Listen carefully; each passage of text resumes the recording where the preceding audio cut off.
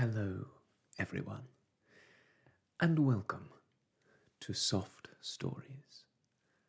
I'm Stratton, and this is Pepper, and today we are going to be continuing our reading of Le Morte d'Arthur by Sir Thomas Malory.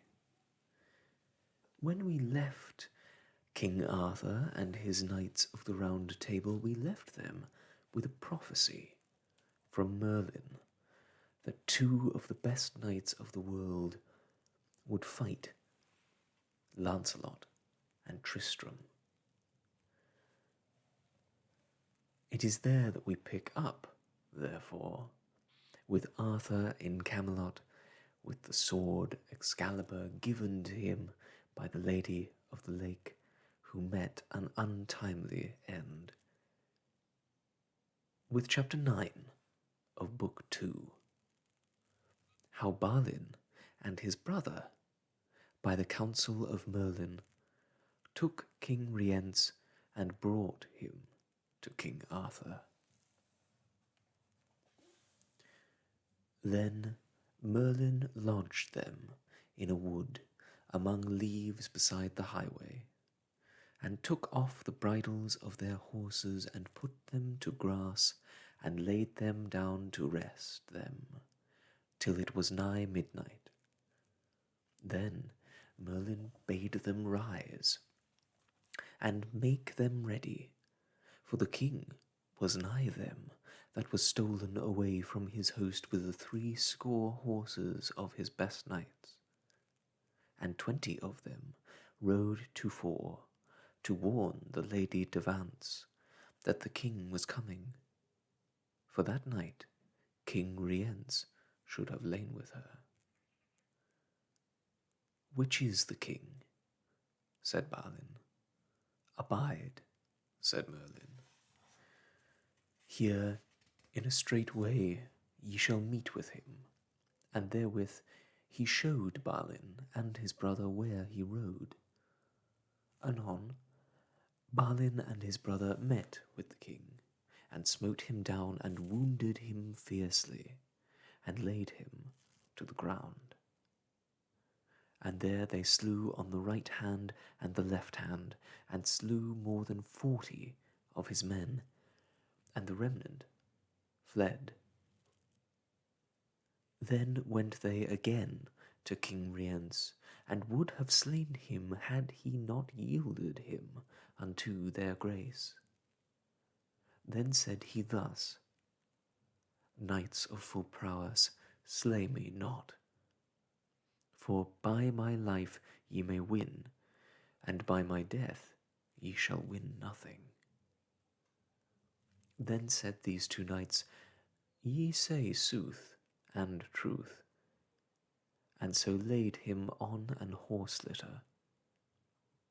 With that Merlin was vanished, and came to King Arthur aforehand, and told him how his most enemy was taken and discomfited.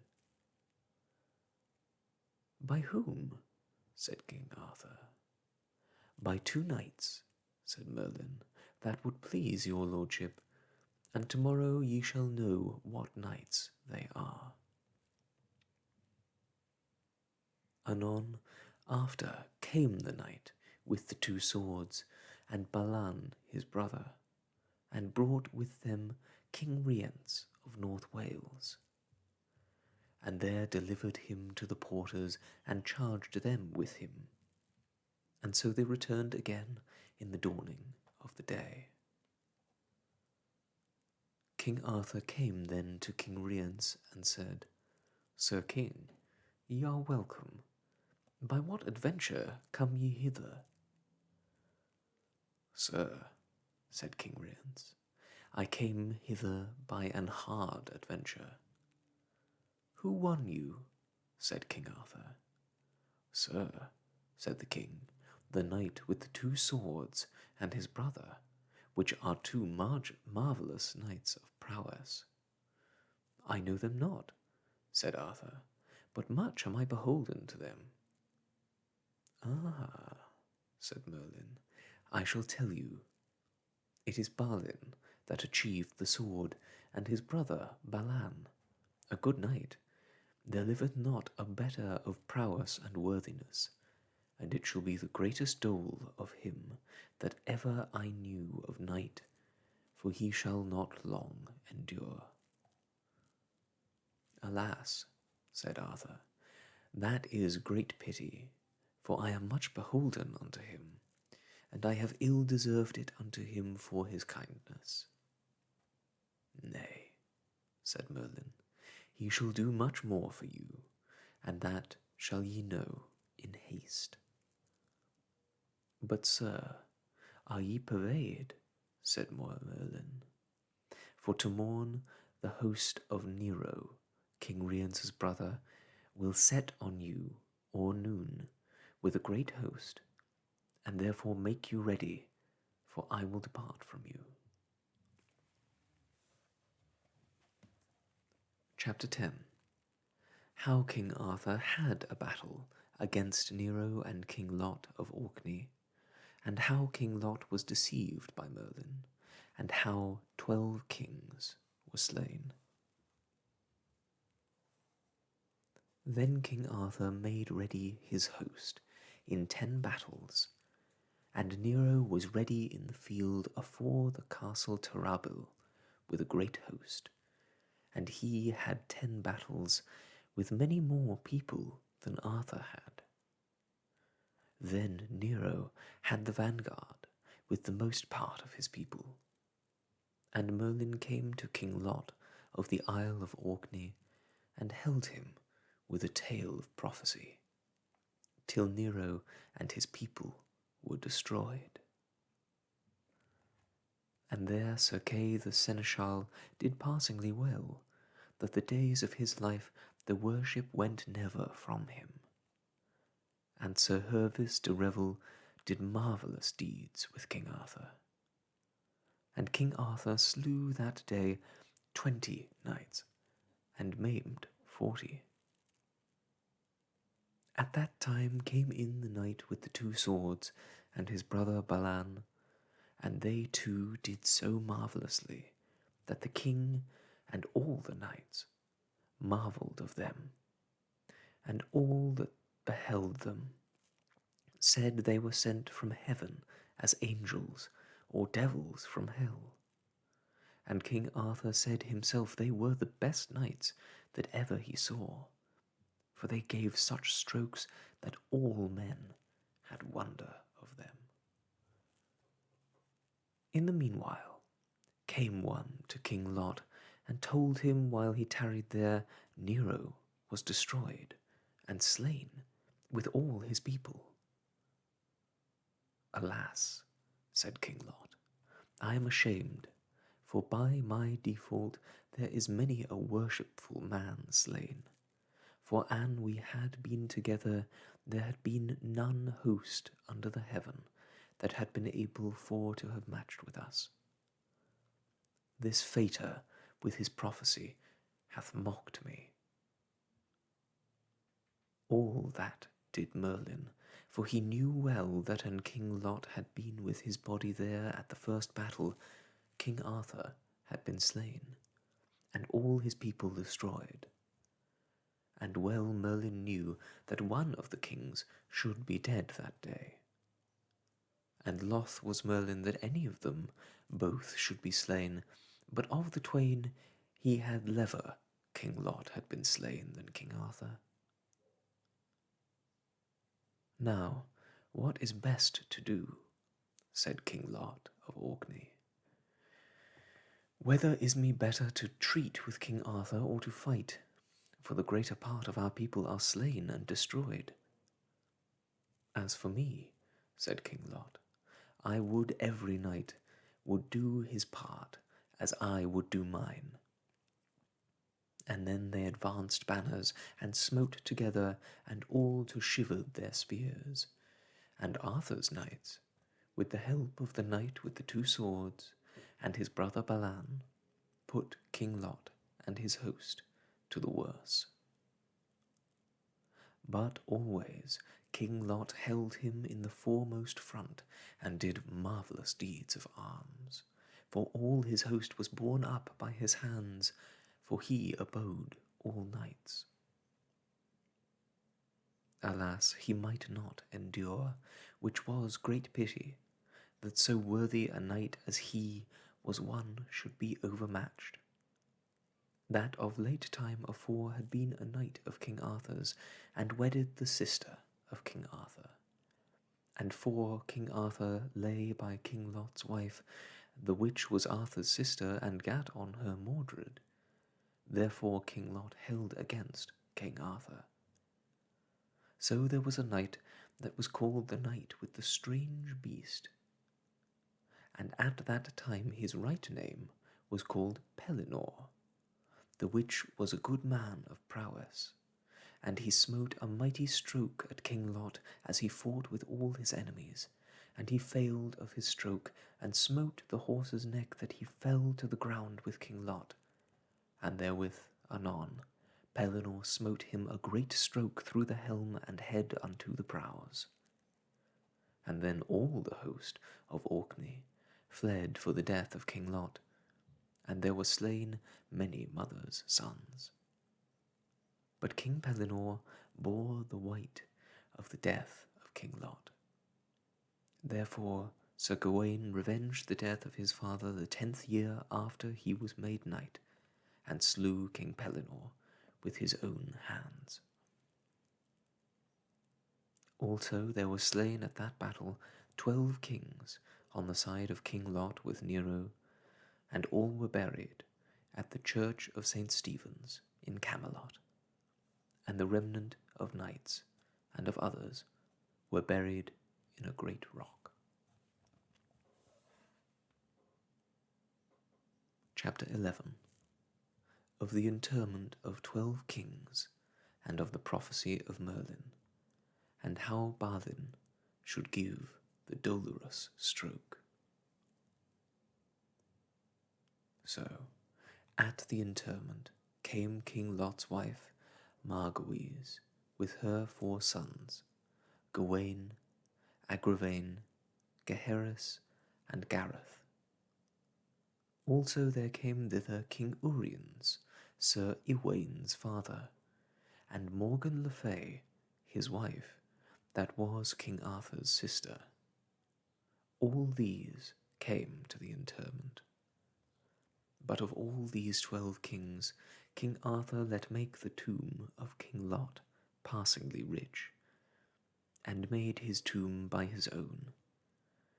And then Arthur let make 12 images of latten and copper, and overgilt it with gold in the sign of 12 kings.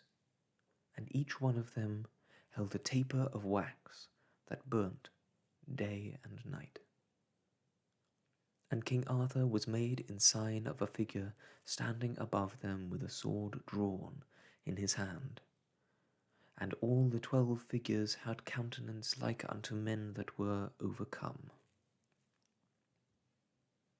And all this made Merlin by his subtle craft, and there he told the king, When I am dead, these tapers shall burn no longer, and soon after the adventures of the Sangreal shall come among you and be achieved.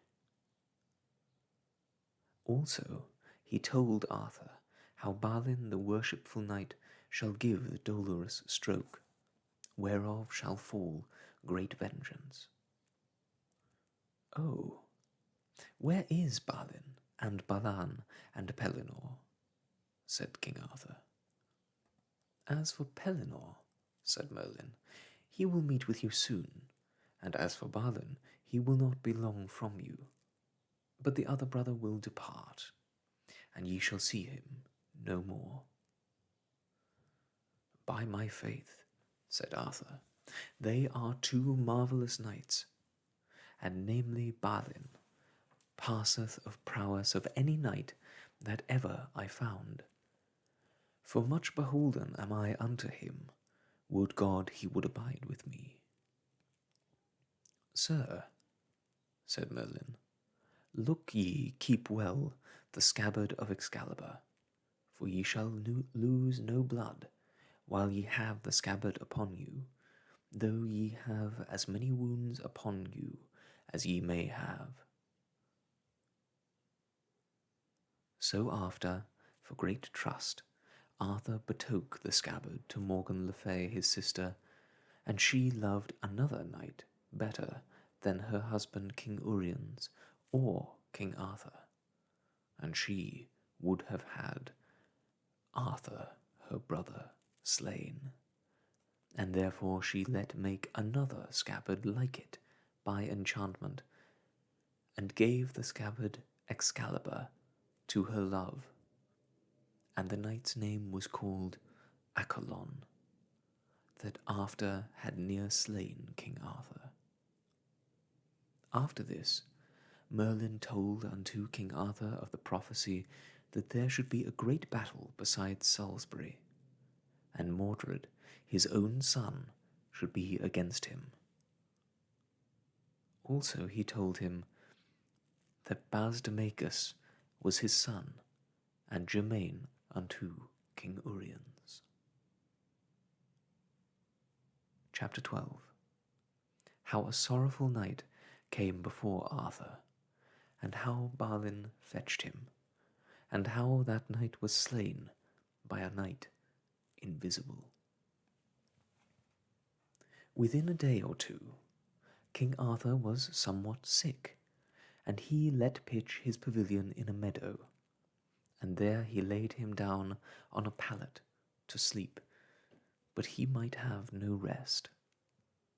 Right so he heard a great noise of an horse, and therewith the king looked out at the porch of the pavilion and saw a knight coming even by him, and making great dole. Abide, fair sir, said Arthur, and tell me wherefore thou makest this sorrow.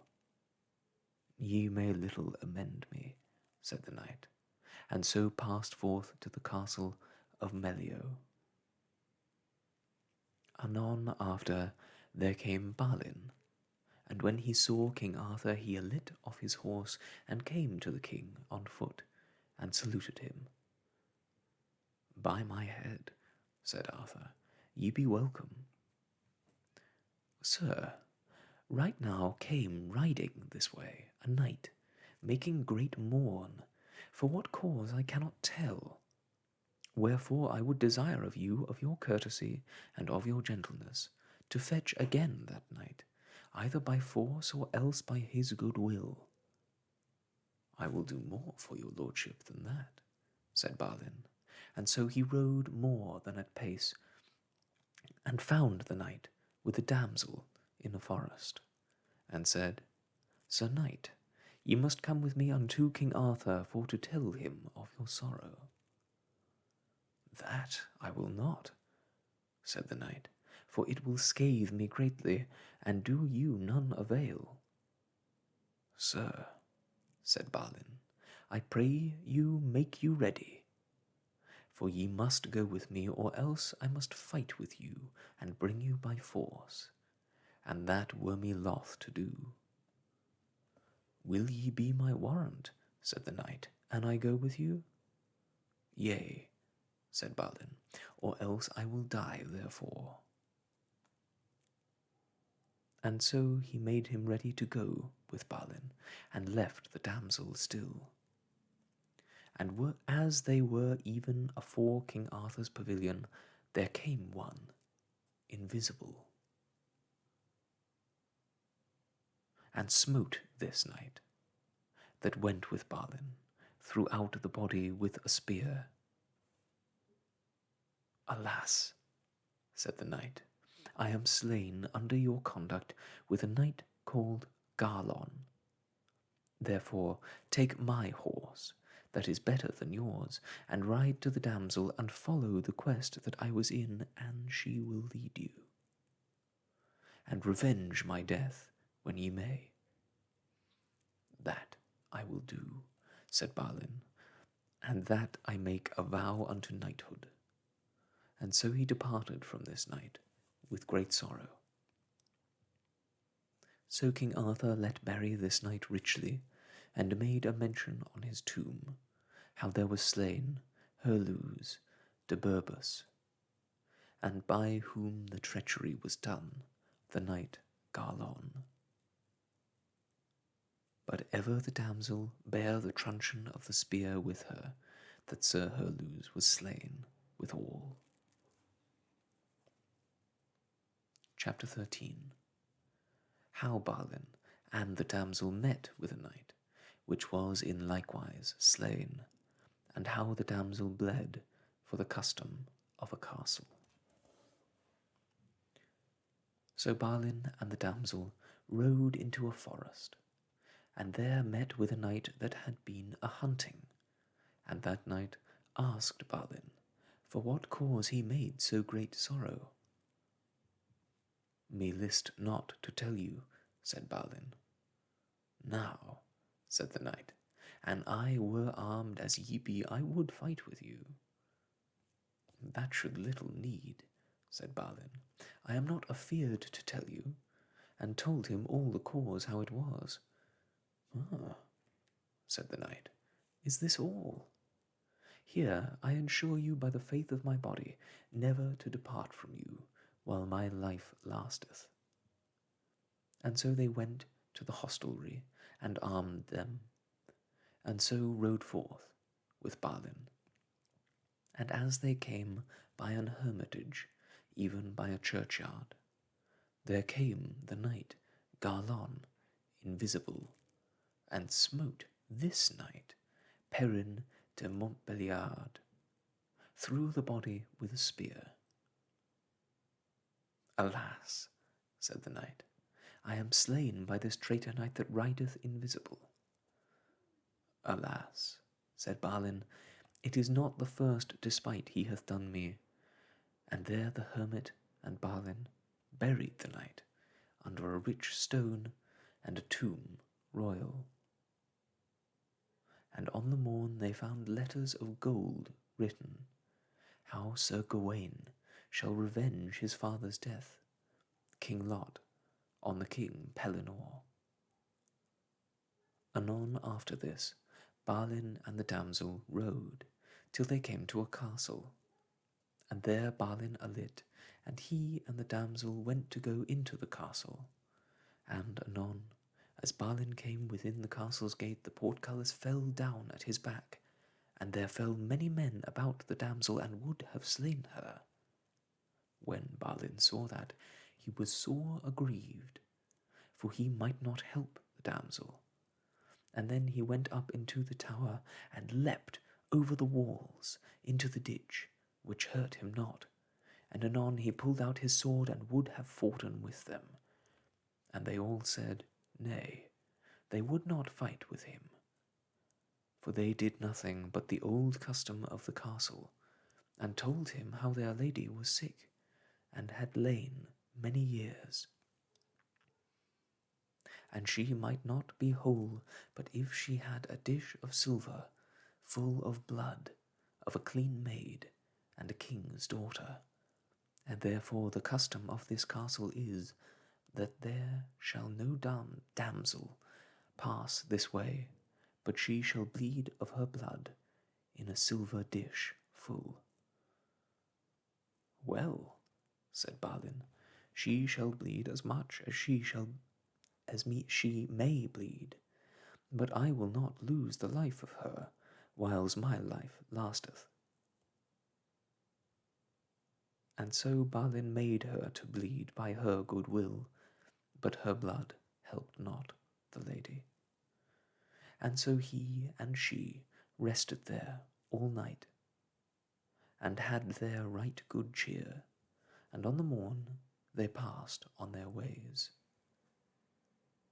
And as it telleth after in the Sangreal, that Sir Percival's sister helped that lady with her blood, whereof she was dead. Chapter 14. How Balin met with that knight named Garlon at a feast, and there he slew him, to have his blood to heal therewith the son of his host. Then they rode 3 or 4 days, and never met with adventure, and by hap they were lodged with a gentle man that was a rich man, and well at ease. And as they sat at their supper, Balin overheard one complain grievously by him in a chair. "What is this noise?" said Balin. "Forsooth," said his host, "I will tell you. I was but late at a jousting, and there I jousted with a knight that is brother unto King Pellam, and twice I smote him down, and then he promised to requite me on my best friend, and so he wounded my son, that cannot be whole till I have of that knight's blood, and he rideth always invisible, but I know not his name." "Ah," said Balin, "I know that knight. His name is Garlon. He hath slain 2 knights of mine in the same manner. Therefore I had liever meet with that knight than all the gold in this realm, for the despot he hath done me." "Well," said his host, "I shall tell you.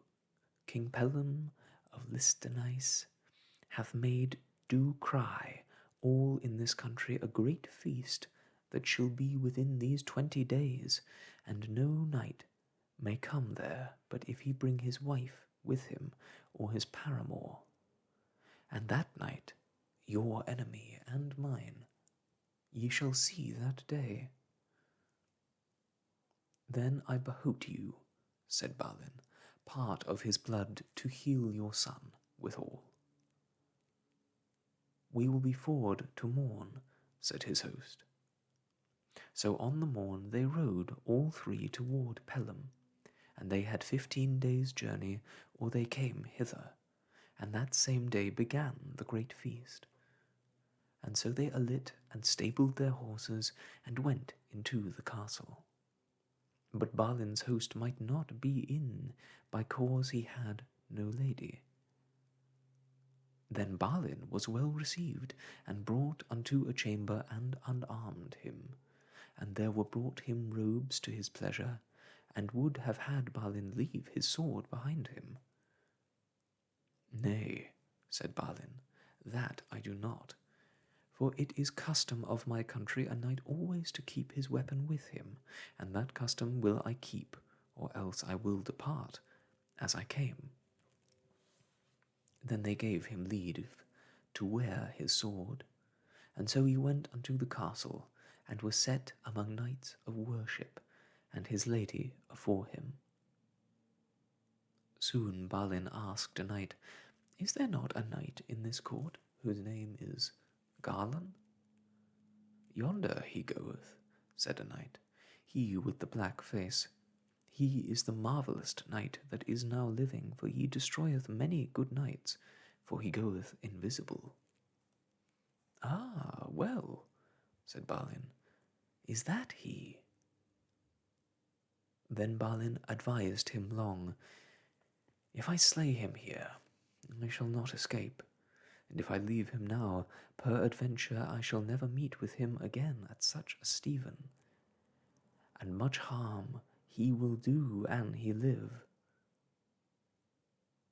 Therewith this Garlon espied that this Balin beheld him, and then he came and smote Balin on the face with the back of his hand, and said, "Knight, why beholdest me so? For shame, therefore, eat thy meat, and do that thou came for." "Thou sayest sooth," said Balin. "This is not the first despite that thou hast done me, and therefore I will do what I came for." And rose he up fiercely, and clave his head to the shoulders. "Give me the truncheon," said Balin to his lady, "wherewith he slew your knight." Anon she gave it him, for always she bare the truncheon with her.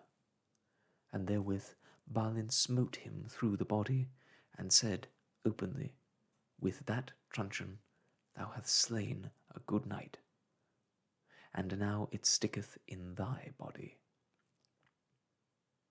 And then Balin called unto him his host, saying, "Now may ye fetch blood enough to heal your son withal. Chapter 15. How Balin fought with King Pellam, and how his sword brake, and how he gat a spear wherewith he smote the dolorous stroke. Anon all the knights arose from the table for to set on Balin, and King Pellam himself arose up fiercely and said, Knight, hast thou slain my brother? Thou shalt die, therefore, or thou depart. Well, said Balin, do it yourself. Yes, said King Pellam, there shall no man have ado with thee but myself for the love of my brother. Then King Pellam caught in his hand a grim weapon, and smote eagerly at Balin. But Balin put the sword betwixt his head and the stroke, and therewith his sword burst in sunder. And when Balin was weaponless, he ran into a chamber for to seek some weapon, and so from chamber to chamber, and no weapon could he find, and always King Pellam after him. And at the last he entered into a chamber that was marvellously well dight and richly, and a bed arrayed with cloth of gold, the richest that might be thought, and one there lying therein. And thereby stood a table of clean gold, with 4 pillars of silver that bear up the table, and on the table stood a marvellous spear, strangely wrought. And when Balin saw that spear, he gat it in his hand, and turned him to King Pellam, and smote him passingly sore with that spear, that King Pellam fell down in a swoon, and therewith the castle roof and walls brake and fell into the earth, and Balin fell down so that he might not stir foot nor hand. And so the most part of the castle that was fallen down through that dolorous stroke lay upon Pellam and Balin 3 days. Chapter 16. How Balin was delivered by Merlin, and saved a knight that would have slain himself for love. Then Merlin came thither, and took up Balin, and gat him a good horse, for his was dead, and bade him ride out of that country. I would have my damsel, said Balin. Lo, said Merlin, where she lieth dead. And King Pellam lay so many years sore wounded, and might never be whole till Galahad, the haughty prince, healed him in the quest of the Sangreal. For in that place was part of the blood of our Lord Jesus Christ, that Joseph of Arimathea brought into this land, and there himself lay in that rich bed. And that was the same spear that Longinus smote our Lord to the heart, and King Pellam was nigh of Joseph's kin, and that was the most worshipful man that lived in those days, and a great pity it was of his hurt, for through that stroke turned to great dole Tray and Teen. Then departed Balin from Merlin, and said, In this world we meet never no more. So he rode forth through the fair countries and cities, and found the people dead, slain on every side. And all that were alive cried, O Balin, thou hast caused great damage in these countries. For the dolorous stroke thou gavest unto King Pellam, 3 countries are destroyed, and doubt not but the vengeance will fall on thee at the last. When Balin was past those countries, he was passing fain. So he rode 8 days or he met with adventure. And at the last he came into a fair forest in a valley, and was ware of a tower, And there beside he saw a great horse of war tied to a tree. And there beside sat a fair knight on the ground, and made great mourning. And he was a likely man, and a well made. Balin said, God save you, why be ye so heavy? Tell me, and I will amend it, an I may to my power. Sir knight, said he again, thou doest me great grief, for I was in merry thoughts, and now thou puttest me to more pain. Balin went a little from him, and looked on his horse, and then heard Balin him say thus, Ah, fair lady, why have ye broken my promise? For thou promisest me to meet me here by noon, and I may curse thee that ever ye gave me this sword, for with this sword I slay myself, and pulled it out. And therewith Balin stared unto him, and took him by the hand. Let go of my hand, said the knight, or else I shall slay thee. That shall not need, said Balin, for I shall promise you my help to get you your lady, and ye will tell me where she is. What is your name? Said the knight. My name is Balin le Sauvage. Ah, sir, I know ye well enough. Ye are the knight with the two swords, and the man of most prowess of your hands living. What is your name? Said Balin. My name is Garnish of the Mount, a poor man's son, but by my prowess and hardiness a duke hath made me knight, and gave me lands. His name is Duke Hermel, and his daughter is she that I love, and she me, as I deemed. How far is she hence? Said Balin. But 6 mile, said the knight. Now ride we hence, said these two knights. So they rode more than a pace, till that they came to a fair castle, well walled and ditched. I will into the castle, said Balin, and look if she be there. So he went in and searched from chamber to chamber, and found her bed, but she was not there. Then Balin looked into a fair little garden, and under a laurel tree he saw her lie upon a quilt of green samite, and a knight in her arms, fast halsing each other, and under their heads grass and herbs. When Balin saw her lie so, with the foulest knight that ever he saw, and she a fair lady, then Balin went through all the chambers again, and told the knight how he found her, as she had slept fast, and so brought him in the place where she lay fast sleeping. Chapter 17. How that knight slew his love, and a knight lying by her, and after how he slew himself with his own sword, and how Balin rode toward a castle where he lost his life.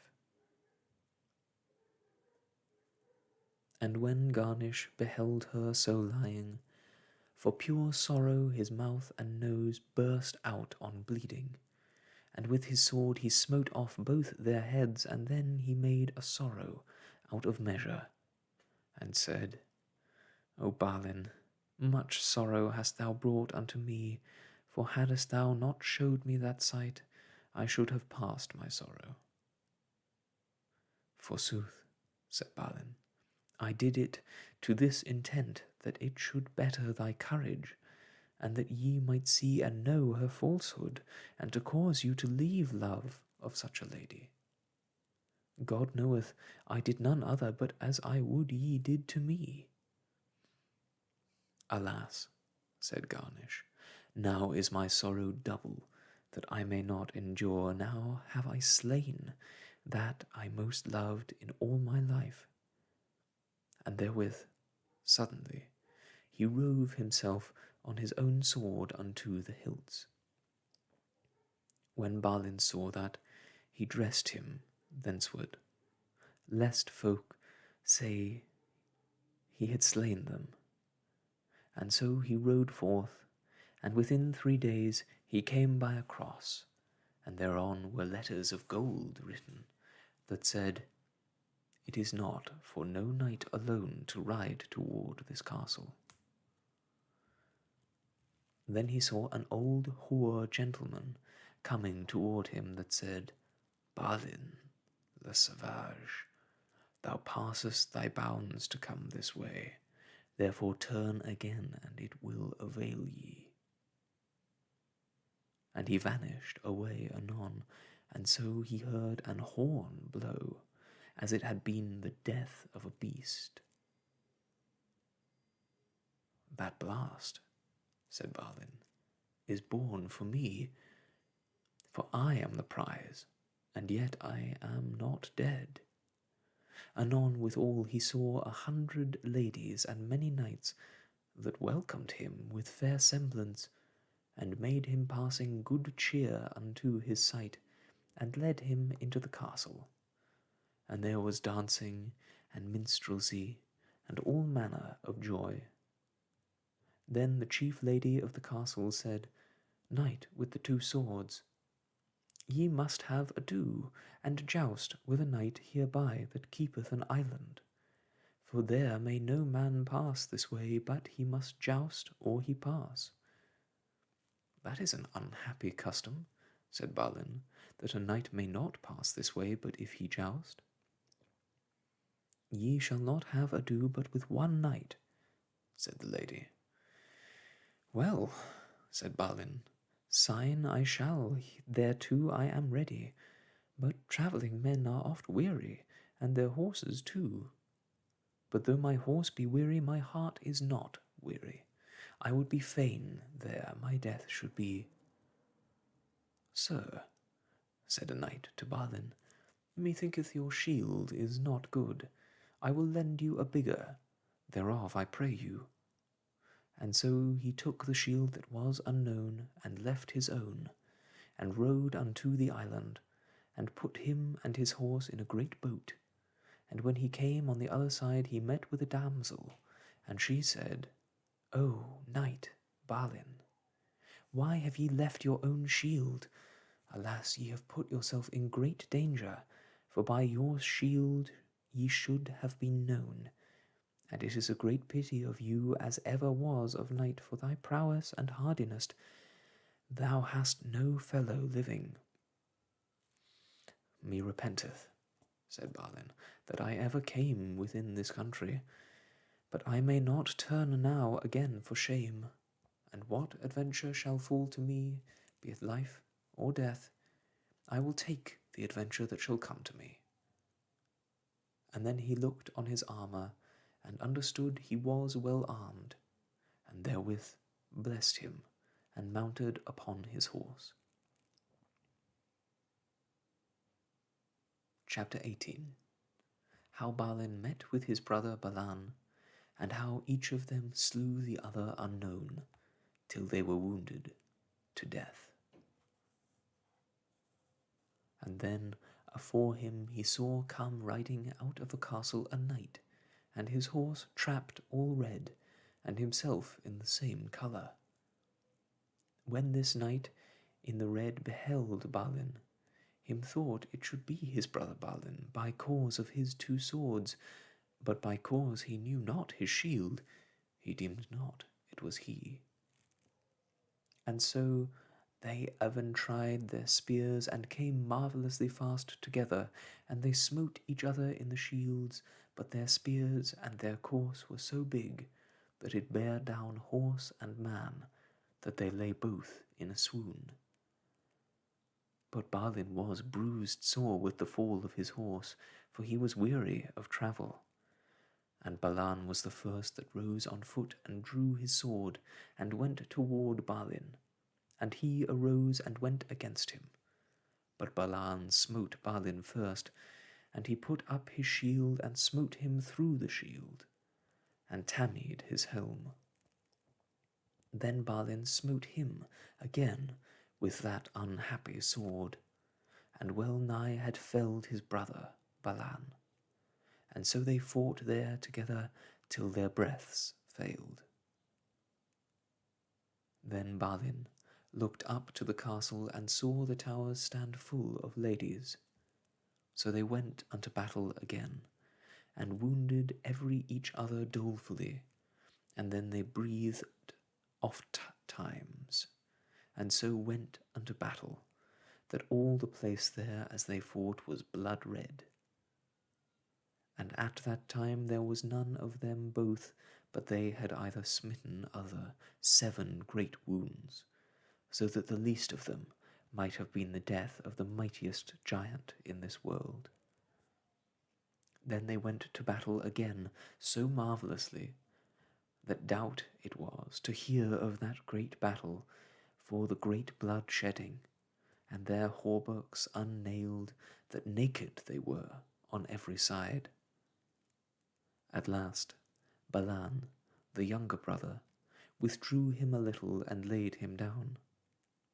Then said Balin le Sauvage, What knight art thou? For or now I found never no knight that matched me. My name is, said he, Balan, brother unto the good knight Balin. Alas, said Balin, that ever I should see this day, and therewith he fell backward in a swoon. Then Balan yede on all 4 feet and hands, and put off the helm of his brother, and might not know him by the visage that was so full hewn and bled.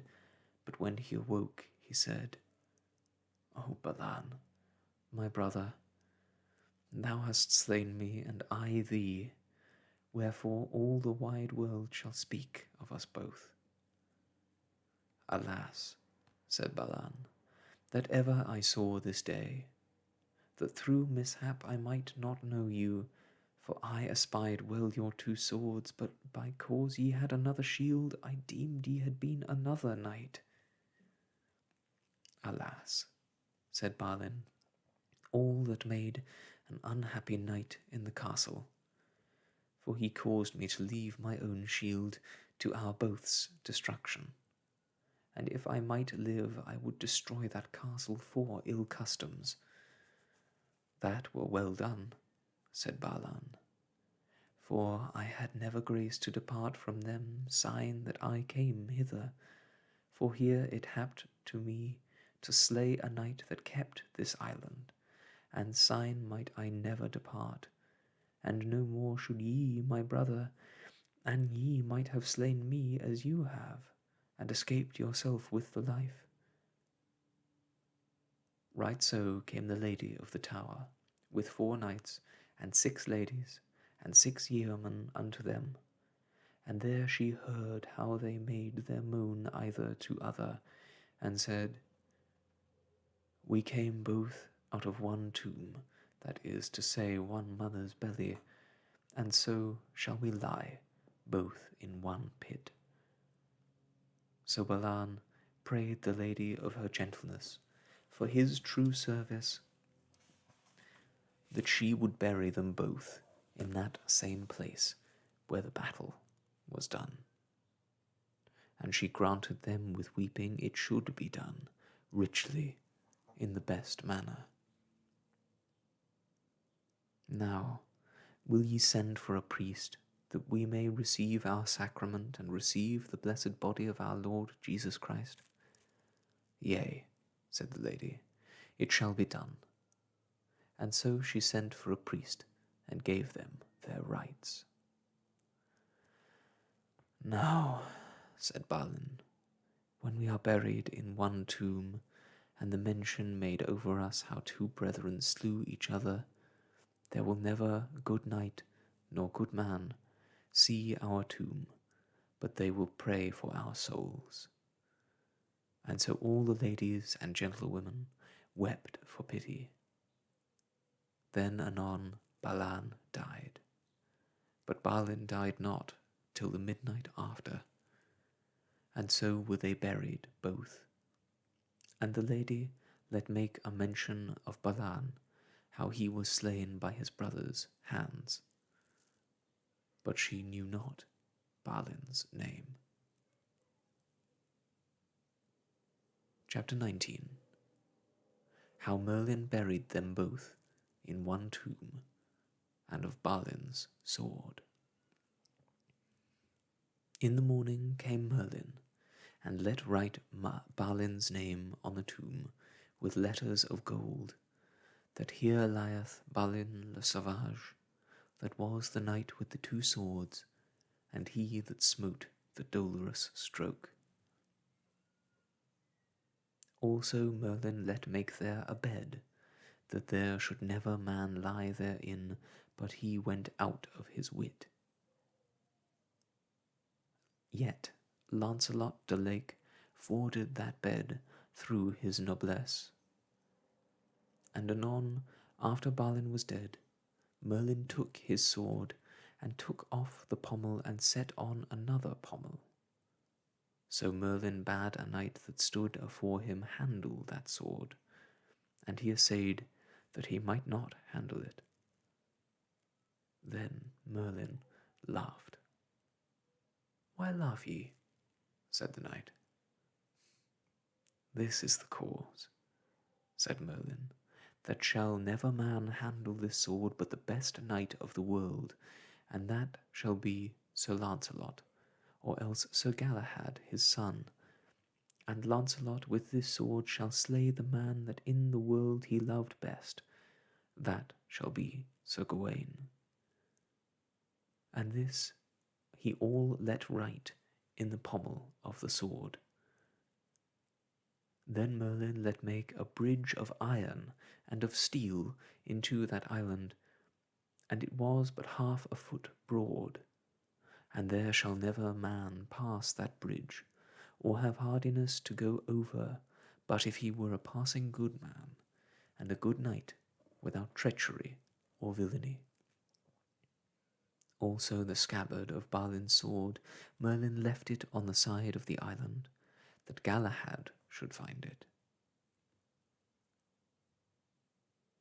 Also Merlin let make, by his subtlety, that Balin's sword was put in a marble stone standing upright as a great millstone, and the stone hoved always above the water, and did many years, and so by adventure it swam down the stream to the city of Camelot, that is in English Winchester. And that same day Galahad, the haughty prince, was with King Arthur, and so Galahad brought with him the scabbard, and achieved the sword that was there in the marble stone, hoving upon the water. And on Whitsunday he achieved the sword as it is rehearsed in the book of Sangreal. Soon after this was done, Merlin came to King Arthur and told him of the dolorous stroke that Balin gave to King Pellam, and how Balin and Balan fought together the marvellous battle that was ever heard of, and how they were both buried in one tomb. Alas, said Arthur, this is the greatest pity that ever I heard tell of two knights, for in the world I know not such two knights. Thus endeth the tale of Balin and of Balan, two brethren born in Northumberland, good knights. The end of Book 2 of Le Morte d'Arthur. And so to the end of this journey today that we have taken together back in time to the marvellous early days of knights in England. Thank you all so much for joining me today, and once again I must apologize for springing upon you some of the content of this work. I feel it important to say that the time in which this book was written treated mental health and thoughts of suicide very differently than we do today. And I do not believe that that is correct or right. And so it comes that when we encounter such sentiments in a work like this, they are treated with almost a flippancy that is difficult for us in this modern time of understanding and greater care for issues of mental health to recognize and see. It can be a difficult thing to contextualize. And so I apologize if the way in which this book has treated thoughts of suicide or depression, and indeed of murder and ritual combat, as just being a part of everyday existence. It's important, I think, to look at works like these and to see the way in which our attitudes have evolved, and to not condone the attitudes in the book, but to at least understand, as I said, the context. So thank you for taking this journey with me, for understanding that though Sir Thomas Malory may speak of such things in a way that seems uncaring and glib to us, that it is all in the context in which it was written, and that that is important in its own way, if at the very least, so that we can have a conversation about said topics. Thank you again for joining me today for Soft Stories, for this reading of Le Morte d'Arthur. I hope you have enjoyed it, and that you will come back next time when we continue this reading with Book 3 of Le Morte d'Arthur.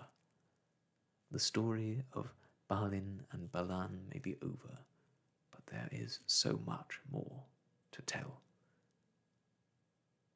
Next time. Until then, though, I must leave you, and I wish you all the best. Goodbye.